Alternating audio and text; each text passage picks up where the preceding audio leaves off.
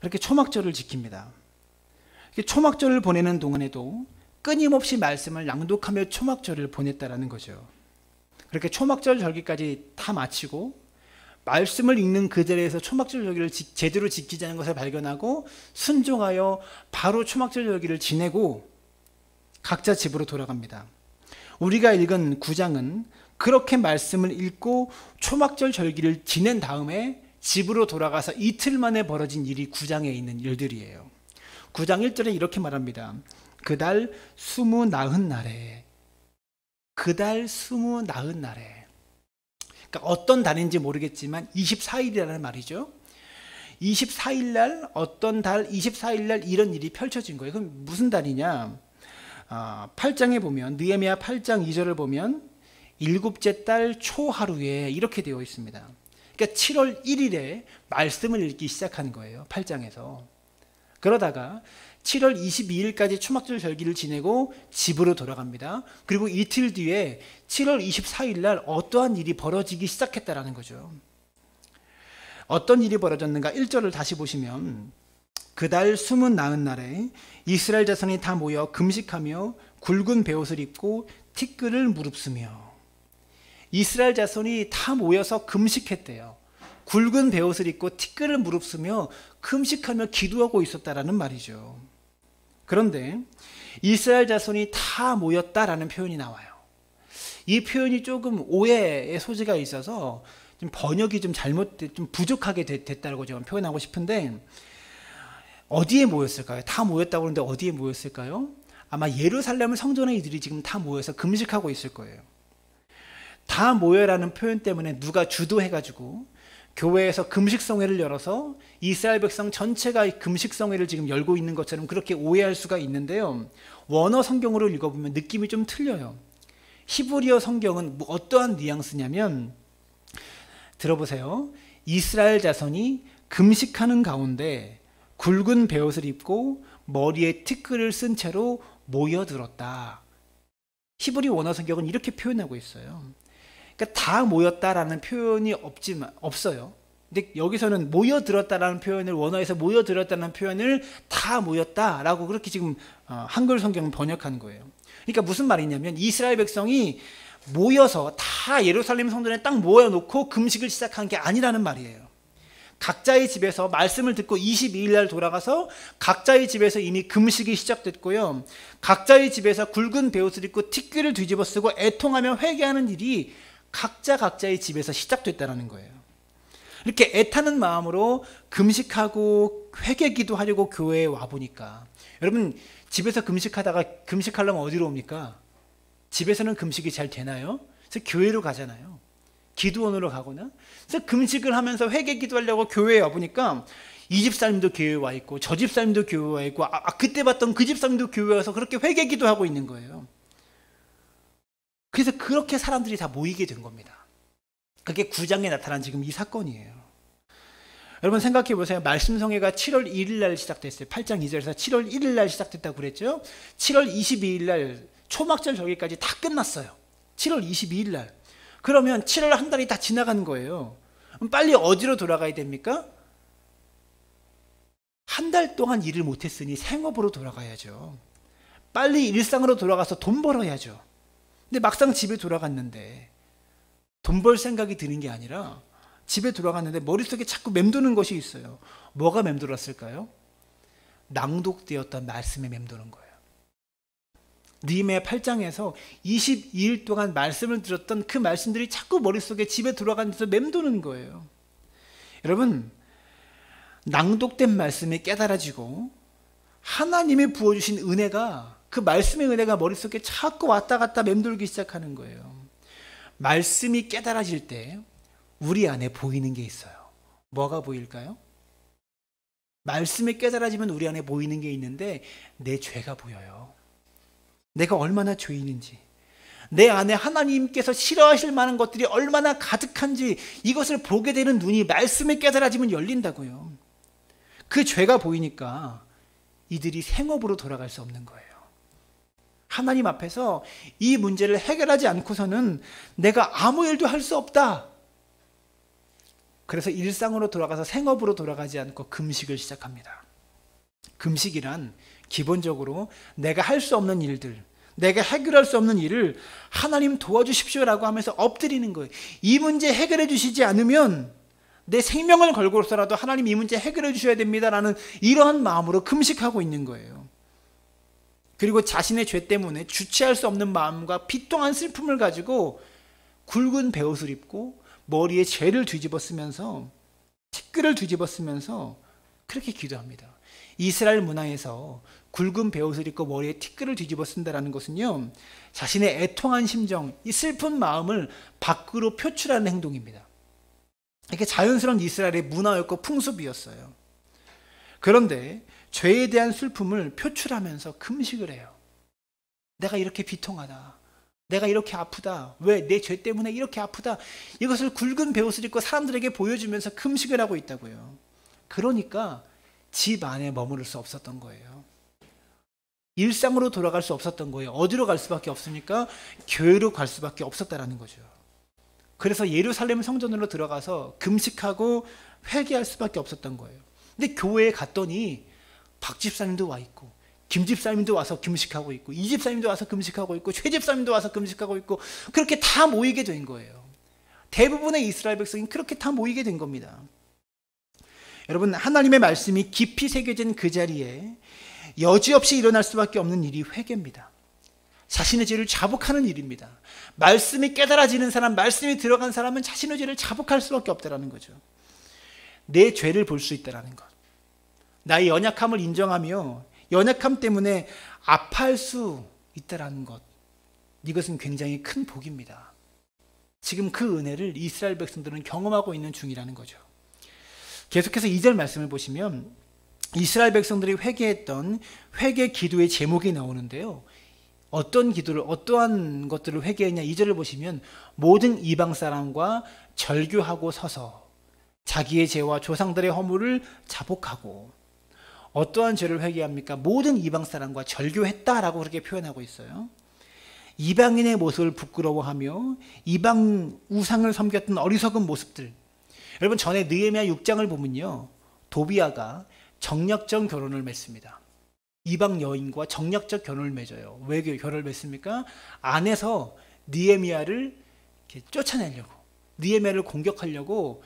이 도비아는 그래도 유다 사람인데 이방의 힘센 나라 여인과 정략적 결혼을 맺어서 느헤미야를 공격하기 위해서 자신만의 그 뭐랄까요, 커뮤니티를 만듭니다. 느헤미야를 무너뜨리기 위해서 정략적 결혼을 맺었어요. 근데 이방 여인과 결혼한 이 일을 도비아만 했을까요? 에스라 때, 에스라가 2차 포로 귀환을 하거든요. 그때 이방 여인과 결혼했던 사람들은 다 이방 여인들을 돌려보냅니다. 이방인의 자식까지 다 돌려보냅니다. 왜 그랬을까요? 그러니까 도비아만 그렇게 이방 사람과 결혼했던 게 아니었을 거예요. 그런 죄의 관습을 에스라 때 2차 포로 귀환 때 다 끊어놓은 줄 알았는데 다시 정략 결혼이 시작됐을 겁니다. 그것이 하나님께서 얼마나 싫어하시는 죄인지 이스라엘이 말씀을 통해 깨달았던 거예요. 이 말씀 성의 때. 그리고 그래서 그것들과 내가 절교하겠다라고 결단하고 있는 거죠. 여러분, 이방인과 결혼한다는 것은 어떤 의미냐면 그 이방 나라, 그 여인이 있는 그 나라가 섬기는 신을 내가 받아들인다는 거예요. 그래서 하나님도 섬기고 이방 여인, 이방 신도 섬기는, 하나님과 우상을 동시에 섬기는 그런 일을 지금 이스라엘 백성이 자신의 가정 안에서 지금 벌이고 있는 거죠. 솔로몬 시대에 솔로몬이 선한 왕인 줄 아는데, 이따가 또 솔로몬 얘기를 오늘 설교 중에 하겠지만 솔로몬이 얼마나 악한 왕이냐면 돈에 눈이 먼 왕이에요. 그래서 이방 나라 공주와 결혼을 자꾸 합니다. 그래서 이방 여인과 사돈을 맺어서 이방 나라와 사돈을 맺어가지고 그 나라와 무역을 트는 거예요. 솔로몬이 많은 이방 여인의 공주를 자신의 아내로 맞아들여서 온갖 우상들을 이스라엘 나라에 다 받아들입니다. 그래서 하나님도 섬기고 수백 수천 가지의 우상들도 같이 섬기는 그런 일이 솔로몬 때 벌어지기 시작해요.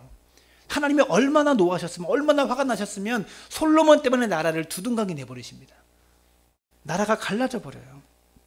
그래서 이방 여인을 돌려보낼 것이고 이방 문화를 버릴 것이고 이방의 가치관을 따르지 않게 살겠다고 이방 사람과 교제했던 것을 절교합니다. 끊어버렸다는 거죠. 먼저 자신들의 죄를 이렇게 고백하고 나니까, 이것이 우리의 죄였구나라는 것을 고백하고 나니까 이렇게 포로 생활을 할 수밖에 없었던 것이, 우리 선조들도 우리와 동일한 죄로 인해서 포로의 삶을 살게 되었던 거구나, 이것을 깨달아지게 된 겁니다. 우리가 우상숭배에서 포로로 끌려갔는데, 나라가 망했는데, 하나님께서 심판하셨는데, 우리만이 아니라 우리 조상들도 우상숭배 때문에, 이런 문제 때문에 나라가 망한 거구나, 이것을 깨달아요. 그러니까 조상들의 죄까지 끌어안고 하나님 앞에 회개하며 기도하고 있는 거예요. 계속해서 9장 3절입니다. 이날 낮의 4분의 2는 그 제자리에 서서 그들의 하나님 여호와의 율법책을 낭독하고 낮 4분의 1은 죄를 자복하며 그들의 하나님 여호와께 경배하였는데, 낮 12시간을 4등분을 해서 3시간 정도 되겠죠. 낮 4분의 1은 뭐 한대요? 그 자리에 서서 율법책을 또 낭독합니다. 22일 동안 말씀을 그렇게 6시간 동안 읽었는데 또 말씀을 3시간 동안, 낮 4분의 1시간, 3시간 동안 말씀을 또 낭독해요.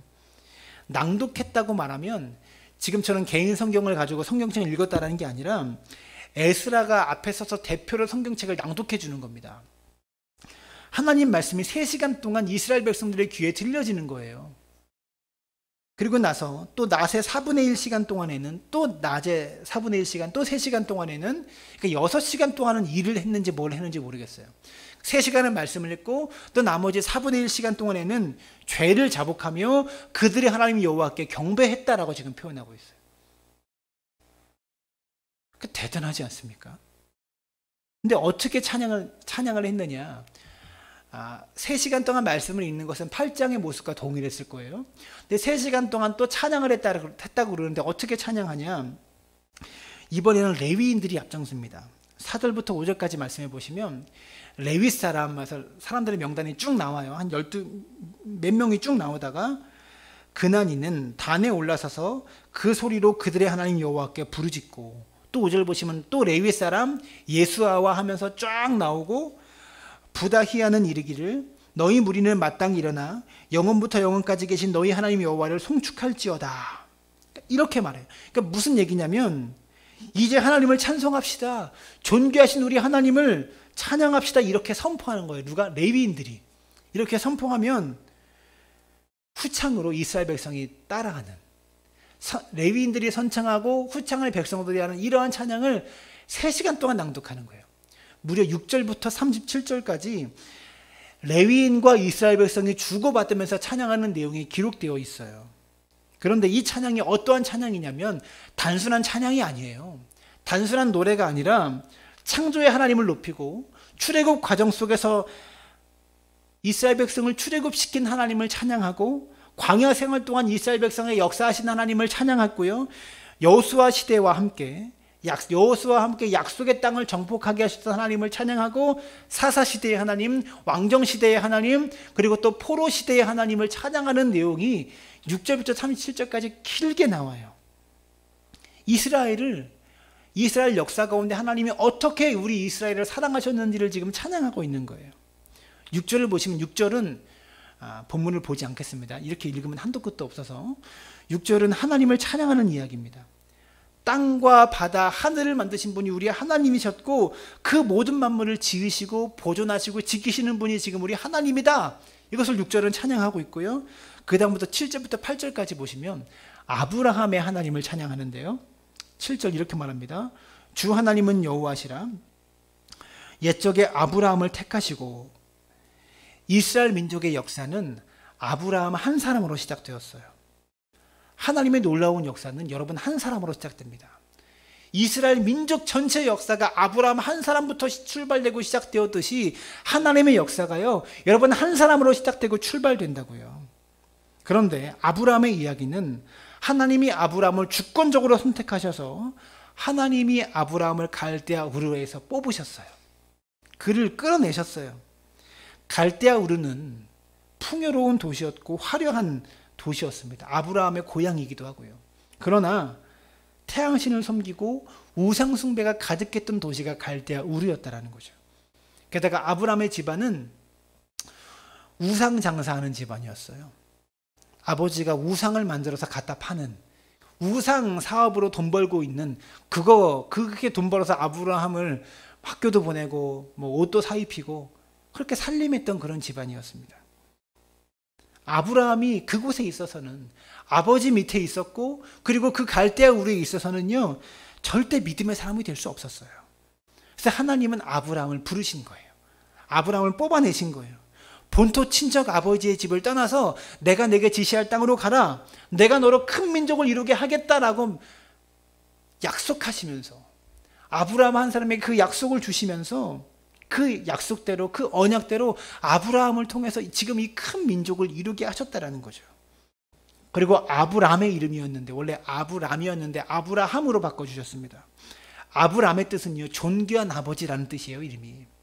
그런데 아브라함은 열국의 아버지, 많은 백성들의 아버지라는 뜻이에요. 그때부터 아브라함의 운명이 바뀌기 시작했다라는 거죠.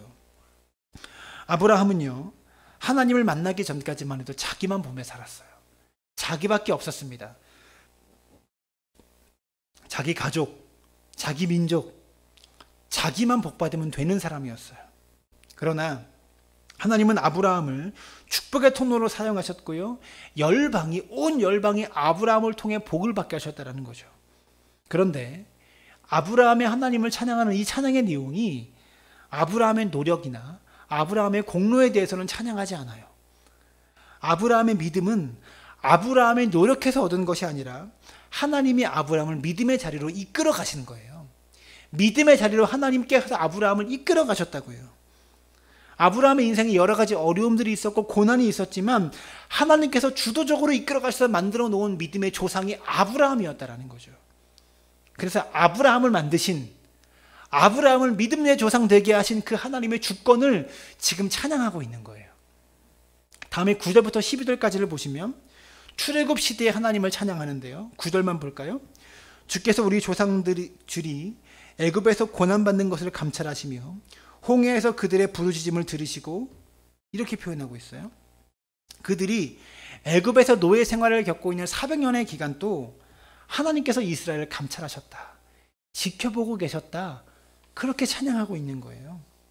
그래서 이스라엘이 부르짖을 때 하나님은 모세를 통해서 이적과 기사를 베푸셨던 것처럼 그래서 애굽에서 나오게 하셨죠. 10가지 재앙을 애굽에 일으키면서. 여러분 우리는 일제 치하 36년을 보냈는데도 아직도 일본이라는 나라는 우리나라의 트라우마예요. 36년을 보냈는데도. 근데 이스라엘 백성은 애굽에서 400년을 살았어요. 그럼 어느 정도일까요? 36년을 보낸 우리가 이 정도인데 400년 보낸 일본이 아니죠. 이스라엘은 어떤 의미일까요? 이집트가. 그런데 당시 최강대국이었던 이집트에 끌려가서 400년 동안 압제당하며 노동력을 강제로 착취당했을 때 이스라엘에게 이집트는 애굽은 너무나 무서운 존재예요. 이스라엘이 넘어설 수 없는 존재가 이집트라는 나라였어요. 근데 하나님께서 10가지 재앙으로 이스라엘의 능력이 아니라 이스라엘의 힘으로는 도저히 넘어설 수 없는 애굽인데 하나님이 10가지 재앙으로 애굽을 치셨어요. 그래서 온 애굽이 공포에 떨게 됩니다. 그리고 드디어 이스라엘이 출애굽을 하게 되는데요. 애굽을 떠나자마자 홍해 바다라는 위기를 그들이 만나게 돼요. 그럼 바다가 육지가 되면요. 갯벌이 됩니다. 사람이 걸을 수가 없어요. 그 갯벌에서는. 밀물이 끝나고 바닷물이 빠져나가서 썰물이 되면 갯벌이 돼요. 사람들이 그 길로 다닐 수가 없는 거죠. 꽃게 같은 거나 옆으로 기어다니지 사람은 못 다닙니다. 그런데 이스라엘은 바다가 갈라졌는데요. 바다가 육지가 돼요. 마른 땅을 건너갑니다. 그리고 애굽의 전차부대는 사람들이 그 길로 애굽의 전차부대는 이스라엘이 다 건너간 뒤에 바닷길을 따라 건너오다가 홍해 바닷물에 수장되어 버리죠. 사랑하는 여러분, 우리의 인생 가운데도 이런 홍해 사건과 같은 엄청난 위기 가운데 내가 죽는 줄 알았는데 살아나게 된 간증들이 분명히 있을 겁니다. 우리나라도 마찬가지입니다. 6.25 전쟁 때 며칠 만에 저 북한에 공산당한테 나라가 다 빼앗겨 가지고요. 낙동강 벨트라고 하죠. 부산 지역만 남겨놓고 코너에 몰렸어요. 조금만 더 밀고 내려오면 다 바다에 빠져 죽어야 되는 그런 상황이에요. 그런데 하나님께서 이 민족을 다시 살려주셨어요. 역전시켜 주셨어요. 여러분, 일제치하 36년이 조금만 더 길었더라면 어떻게 됐을까요? 지금 우리의 모습이? 우리 민족도 이스라엘 민족처럼 많은 위기 가운데 하나님의 특별한 은혜로 살아난 역사가 수도 없이 많습니다. 홍해와 바다와 같은 위기 앞에서 하나님이 이 민족을 얼마나 많이 구해주셨습니까? 마찬가지로 이 코로나19의 위기 가운데서도 하나님이 역사하실 줄로 저는 믿습니다. 홍해의 기적과 같은 놀라운 역사로 이 코로나의 위기가 전환될 것이라고 저는 확신합니다. 하나님은요, 과거에 우리를 구원하신 그 하나님의 능력을 우리가 다시 기억해내기를 원하십니다. 지금 이스라엘이 왜 과거에 역사하셨던 하나님을 이렇게 찬양하고 있을까요? 지금 이들이 떨고 있기 때문입니다. 지금 이들이 두렵기 때문이에요. 그래서 하나님께서 과거에도 홍해를 갈라주셨다면 지금 우리 눈앞에 있는 홍해도 갈라주실 수 있는 분이 하나님이다라고 믿음의 고백을 지금 이들이 하고 있다는 거예요. 그리고 13절부터 21절까지 광야 생활 가운데 역사하신 하나님을 찬양하고 있어요. 우리의 인생도요, 홍해 바다와 같은 위기가 분명히 있습니다. 극적이고 엄청난 위기도 있지만, 홍해 바다처럼 이렇게 놀라운 위기도 있지만 40년 광야 생활 같은 지루한 위기도 있어요. 지루한 고통의 시간을 견뎌내야 될 때도 있습니다. 광야는 홍해와는 다른 곳입니다. 힘들고 어렵고 배고프고 목마른 곳이 광야입니다. 하루하루 목숨 부지하고 사는 것이 버겁게 느껴지는 곳, 그곳이 광야라는 것이죠. 그러나 하나님께서 하나님의 백성인 이스라엘을 이 광야를 지나가게 하셔요. 이 길고 지루한 시간들을 지나가게 하셔요. 광야는 하나님이 영성훈련을 시키시는 영성훈련 학교입니다. 믿음의 사람들은 다 이 광야를 통과했던 사람들이다라는 거죠. 중요한 것은요, 이 광야가 죽을 만큼 힘들지만 광야에서 죽지는 않는다는 거예요. 죽을 뻔은 하지만 광야에서 우리가 죽지는 않아요. 광야는 연단의 장소이지 무덤은 아닙니다. 광야는 지나가는 곳이지 머무르는 곳이 아닙니다. 왜냐하면 광야에서 하나님이 우리를 불꽃 같은 눈동자로 지켜보시며 죽기 직전에 살려주시기 때문에 그래요. 하나님은 광야에서 우리를 죽기 직전에 살려주십니다. 특별히 광야 이야기 중에서 13절을 보시면 13절에 이렇게 말하죠. 13절입니다. 또 시내산에 강림하시고 하늘에서부터 그들과 말씀하사 정직한 규례와 진정한 율법과 선한 율례와 계명을 그들에게 주시고. 광야에서 역사하신 하나님을 찬양하는데요, 시내산에서 하나님께서 율법과 계명을 주신 것을 그것으로 지금 광야 생활의 하나님이 시작돼요. 여러분, 시내산에서 하나님이 이스라엘 백성들이 지켜야 되는 법을 주셨습니다. 율법을 주셨습니다. 법을 주셨다는 게 어떤 의미인지 아십니까? 이스라엘 백성들이 이제 국가가 되었다는 의미예요. 더 이상 노예가 아니다. 너희는 더 이상 포로가 아니다. 이제 너희가 국가가 되었다라는 그런 얘기입니다. 국가는 헌법이 있어야 돼요. 헌법으로 다스려지죠. 대한민국은요, 대한민국 헌법으로 다스려지는 거예요. 그래서 모든 국민은 대한민국의 헌법을 지켜야만 되는 거죠. 그래서 율법을 주셨다는 것은 이제 이스라엘 백성은 너희가 국가가 되었다, 나라가 되었다, 이것을 말해주는 겁니다. 더 이상 포로가 아니에요. 더 이상 이제 이들은 노예가 아닙니다. 그런데 그 시내산에서 이스라엘 백성이 어떤 일을 벌입니까? 금송아지를 만드는 일이 벌어져요. 금송아지를 만들어 놓고 크게 우리 하나님이라고 금송아지를 찬양합니다.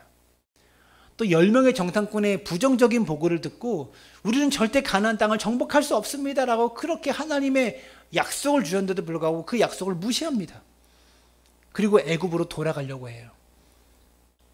하나님은 이제 이스라엘을 더 이상 노예가 아니라, 너희가 400년 동안 노예살이 했지만 더 이상 이제 너희는 노예가 아니라 국가야, 이렇게 나라로 만들어 놓으시고 국가가 된 이스라엘을 사용하셔서 모든 민족의 제사장으로, 모든 나라가 하나님께 돌아오는 본보기 제사장 나라로 이스라엘을 삼으셨는데, 그렇게 하셨는데 애굽으로 돌아가고 싶대요. 다시 돌아가고 싶대요.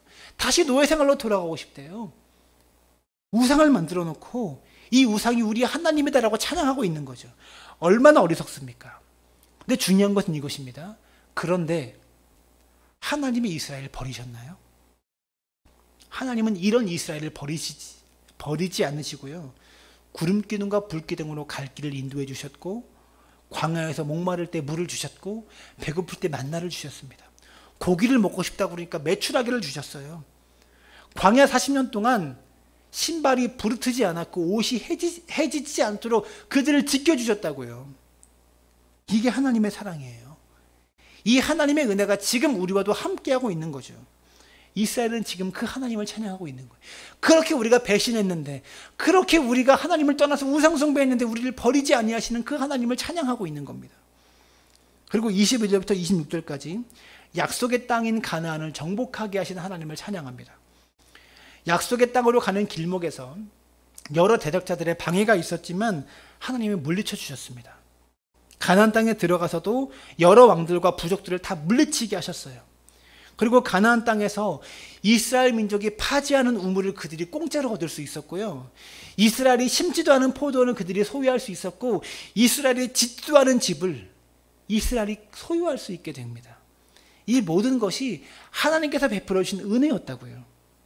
그런데 그 은혜를 받아 누렸으면 이제 하나님 은혜 주셔서 감사합니다. 그래서 하나님을 더 잘 섬겨야 되는데, 가나안 땅에서 여지없이 이들은 또 불순종의 길을 걸어가죠. 가나안 땅에서 여지없이 가나안의 우상을 또 숭배하면서 이방 신들과 영적인 음행을 버리고 육적인 음행까지 함께 버립니다. 그리고 이때부터 자기의 소견에 옳은 대로 살아가는 사사시대가 시작되죠. 사사시대의 대표적인 죄가 뭡니까? 하나님을 왕으로 섬기지 않고 자기 스스로가 왕이 되어서 자기의 생각에 옳은 대로 살아가는 거, 이게 사사시대잖아요. 그래서 이스라엘 백성이 우상을 숭배하면 하나님이 이스라엘을 망하게 하시고, 그래서 망해서 너무 고통스러워서 이스라엘이 기도하면 하나님이 사사를 보내셔서 이스라엘을 구원하는 이 사이클이 징글징글하게 12번이나 반복되는 게 사사기입니다. 이런 표현이 괜찮은 표현인지 모르겠지만 징글징글하게 우상숭배가 반복되는 사사기 시대가 12번이나 반복되면서 지나가요. 그런데 하나님이 그래도 이스라엘 버리셨나요? 이쯤 되면 버리실 만한데 안 버리셨어요. 여전히 변함없이 이스라엘을 사랑하시는 거예요. 그리고 30절과 31절의 찬양은 왕정시대와 포로시대를 함께 묶어서 지금 찬양하고 있는데요. 왕정시대란 다윗 왕 때부터 사울, 다윗, 솔로몬, 그리고 그 이후에 분연왕국 시대, 이때가 왕정시대예요. 솔로몬의 악행, 이방 여인들과 이방의 공주들과 통혼을 내서 돈을 벌기 위해서 결혼을 해가지고 우상을 다 들여오는, 이때 하나님께서 너무 진노하셔서 이스라엘 나라를 두 나라로 쪼개버리셨어요. 남유다와 북이스라엘로 두 나라가 갈라져서 남북이 둘 다 우상 숭배합니다. 둘 다 하나님을 제대로 섬기지 않고 두 나라가 다 갈라져서도 우상 숭배해요. 이렇게 우상 숭배하다가 북이스라엘이 먼저 아수르라는 나라에 멸망합니다. 그리고 300년이 지난 후에 남유다도 바벨론이라는 제국에 멸망해요. 그래서 바벨론이 남유다에 있는 남자들을 포로로 끌고 가요. 이스라엘 백성들을 자기 나라에 포로로 끌고 갑니다. 그래서 이스라엘 백성들이 고국에서 살지 못하고 포로로 끌려가서 바벨론에 살아요. 근데 이 바벨론이 페르시아 제국에 의해서 멸망해요. 바벨론에 지금 이스라엘 백성이 살고 있는데 바벨론 땅을 페르시아가 식민지에 삼아요. 바벨론은 멸망하고요. 그래서 지금 이스라엘 백성은 어디에 포로가 된 거예요? 바벨론에 포로가 된 거예요. 아니, 페르시아의 포로가 된 거예요. 느헤미야가 페르시아 왕의 술 맡은 관원장으로 3차 포로 교환을 해가지고 지금 성벽을 재건한 상황입니다. 여기까지 오게 된 거예요. 스룹바벨을 통해서 1차 포로 교환을 하고요. 그때 스룹바벨이 예루살렘 성전을 재건하고, 에스라를 통해서 2차 포로 귀환을 해서 말씀의 부흥을 다시 한번 일으키고, 3차 포로 귀환을 느헤미야가 해서 성벽을 재건하고, 지금 부흥의 역사를 지금 경험하고 있는 지금 이 지경까지 오게 된 겁니다. 지금까지 이스라엘 역사를 제가 장황하게 길게 쭉 살펴보면서 이스라엘 백성들 안에 말씀이 들어오니까 뭐가 보여요? 처음에는 내 죄가 보였어요. 근데 내 죄를 회개하다 보니까 이스라엘 민족이 이렇게 망하게 된 이유가 보이는 거예요. 조상들의 죄가 보이는 거예요. 하나님이 아브라함을 선택하셨을 때 본보기를 삼을 만한 민족을 삼으시려고 아브라함 한 사람을 우상 숭배의 땅에서 꺼내셔서 하나님을 섬기는 사람 민족으로 세우려고 아브라함을 믿음의 조상으로 만들어 가셨는데, 우상 숭배의 땅에서 그를 꺼내셔서 믿음의 조상으로 만드셔서 하나님을 섬기는 민족으로, 지금 큰 민족으로 우리 민족을 만들어 놓으셨는데, 이 민족이 하나님을 섬기지 않고 끊임없이 역사 속에 우상 숭배를 계속해서 해온 거예요. 광야 40년 동안도, 가나안 땅을 정복할 때도, 그리고 가나안 땅에 들어가서도 우상 숭배, 사사시대에 지독하게 우상 숭배가 반복되고, 왕정 시대와 포로 시대에서도 계속해서 우상 숭배한 거예요. 그런데 우상 숭배 때문에 망한 조상들을, 역사를 훑어보면서 지금 이들이 깨닫는 게 있는데, 그렇게 조상들의 죄를 짓고 우상 숭배했는데 이스라엘을 버리지 않으셨던, 그렇게 우상 숭배했는데도 버리지 않으셨던 하나님을 이들이 깨닫게 된 거예요. 출애굽의 은혜를 버리고 광야에서 금송아지 우상을 숭배했는데도 하나님이 이스라엘을 버리지 않으셨어요. 가나안 땅을 정복한 뒤에도 수없이 우상 숭배했는데도 하나님이 이스라엘 여전히 버리지 않으셨어요. 왕정 시대와 분열왕국 시대를 거치면서 수도 없이 많은 우상들을 이스라엘 숭배했는데도 완전히 망해서 포로로 끌려가서 회복될 가능성이 전혀 없는 그 순간에도 다시 귀환하게 하셔서 여전히 우리를 버리지 아니하시는 하나님을 이들이 지금 보고 있는 거예요. 이것을 가슴으로 깊이 깨닫게 되니까, 예전에는 지식으로만 머릿속에 알고 있던 창조였고요, 지식으로만 알던 아브라함이었고, 과거에는 지식으로만 알던 역사였지만 지나온 역사가 온통 하나님의 은혜였구나, 이것을 이들이 깨닫게 된 거예요. 그리고 그토록 하나님이 싫어하셔서 망하게 하신, 거듭거듭 망하게 하신 그 우상 숭배를 자기들도 지금 하고 있었거든요. 이게 너무 슬픈 거예요. 그래서 금식을 하며 지금 회개하고 있는 거죠. 하나님의 말씀이 지식의 수준을 넘어서 가슴으로 내려오는 수준이 되면 무엇을 깨닫게 됩니까? 내 인생의 모든 것이 하나님의 은혜였구나. 그때 그 시절에 나는 너무나 억울하고 때로 너무나 죽고 싶은 순간도 여러 번 있었지만 이 모든 것이 하나님의 은혜였구나, 이것이 깨달아지게 되는 겁니다. 계속해서 33절을 보겠습니다. 이렇게 말합니다. 그러나 우리가 당한 모든 일에 주는 공의로우시니 우리는 악을 행하였사오나 주께서는 진실하게 행하셨음이니이다. 우리 선조들이 당했던 모든 고난들은요, 하나님의 공의의 기준으로 당연한 결과였다라고 지금 고백하고 있는 거예요. 그렇게 우상 숭배했으니 그렇게 망해도 마땅합니다. 그렇게 포로 기회를 겪어도 마땅합니다, 이렇게 고백하고 있는 거예요. 그래서 어떤 고백을 하냐면 마지막 38절을 보시면, 우리가 이 모든 일로 말미암아 이제 견고한 언약을 세워 기록하고 우리의 방백들과 레위 사람들과 제사장들이 다 임봉하였나이다. 무슨 말이냐면, 하나님이 아브라함과 맺었던 처음 그 언약의 관계, 내가 너로 큰 민족을 이루고 내가 복을 주어 너를 창대케 하겠다, 내가 내게 지시할 땅으로 가라, 그때 약속하셨던 그 언약을 다시 기억해서 그 언약의 관계로 다시 돌아가려고 하는 겁니다. 너가 나만 잘 섬기면 내가 너로 큰 민족을 이룰 거야, 하늘의 별처럼 땅의 모래처럼 너희 민족을 많게 할 거야, 너에게 땅을 줄 거야, 아브라함 너는 나만 잘 섬기면 돼, 그 언약의 근거로 다시 돌아가겠다라고 지금 이들이 약속하고 있는 거예요. 과거에는 그 언약을 우리 조상들이 못 지켰지만 이제 우리는 다시 그 언약을 꼭 지켜내겠습니다. 다시 언약을 맺고 있는 거죠. 그래서 방백들, 레위 사람들, 제사장들이 이스라엘 대표로 하나님과의 계약서에 도장을 딱 찍고 그 계약서를 임봉해 놓은 거예요. 이제는 더 이상 조상들이 했던 이 반복적인 우상 숭배의 실수를 우리가 범하지 않고 하나님과 언약을 지키는 민족으로 살겠습니다. 하나님만 바라보는 민족으로 살겠습니다라고 다시 약속한 거예요. 하나님과 언약을 맺은 거라고요. 여러분, 우리가 9장 전체를 살펴보았는데요, 이 말씀을 통해서 우리가 깨달아야 될 것은 무엇입니까? 이 시대의 교회의 회복은, 그리고 한 나라의 회복은 우리 한번 잘해봅시다. 복음으로 돌아가 봅시다. 어떤 운동을 하거나 구호를 외친다고 되는 것이 아니에요. 어게인 1907 이런 거 외친다고 되는 게 아니에요.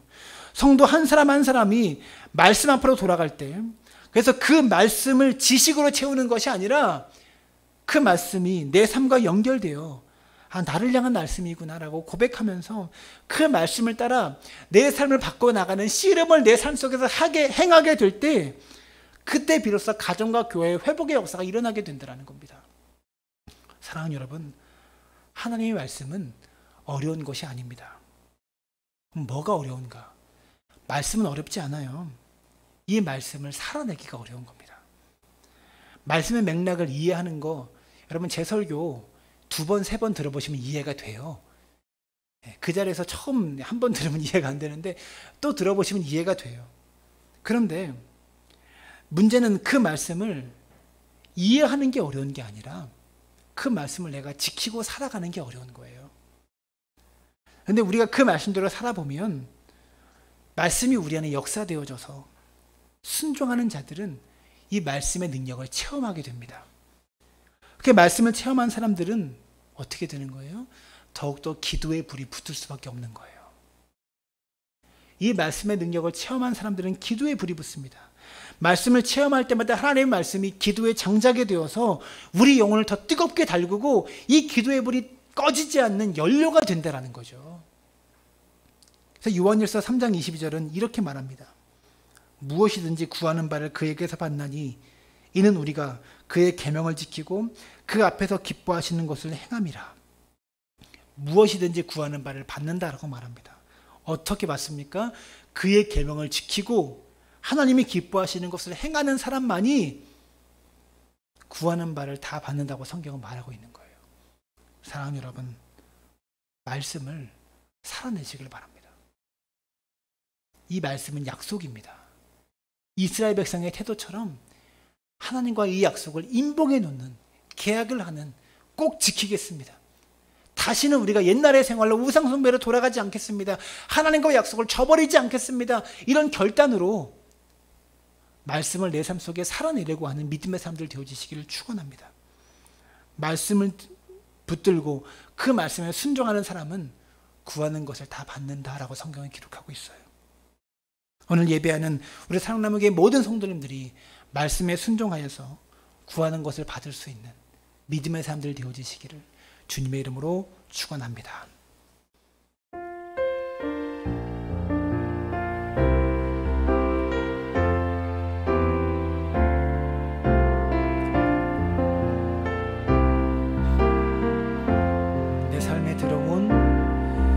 내 삶에 들어온 주님의 말씀이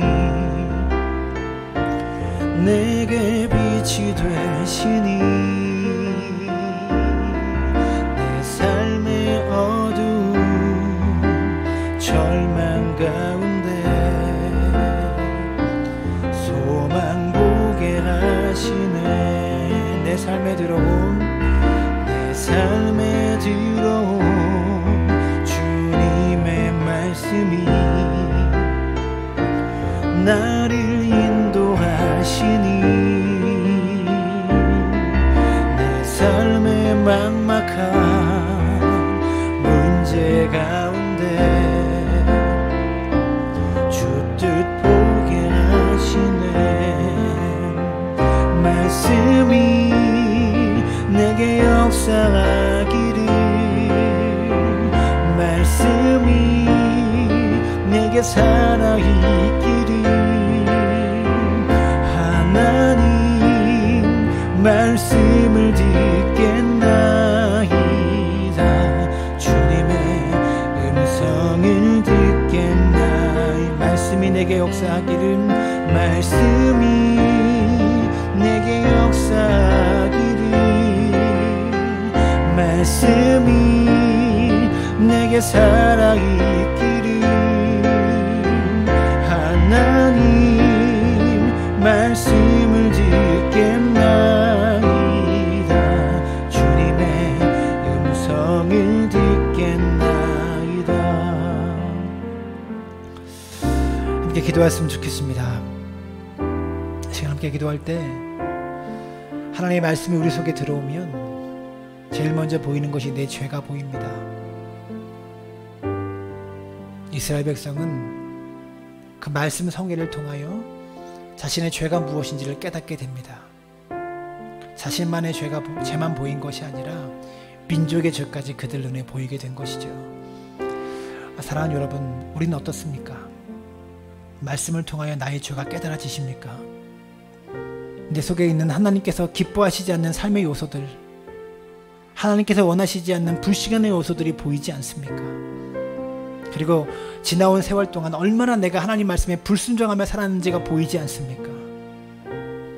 그 말씀이 보이고 깨닫는 순간 우리는 기도하게 되고요, 이렇게 이스라엘 백성들처럼 성전에 모여서 기도하게 되고 하나님을 찬양하고 높이면서 하나님, 이제는 말씀 안에 살겠습니다.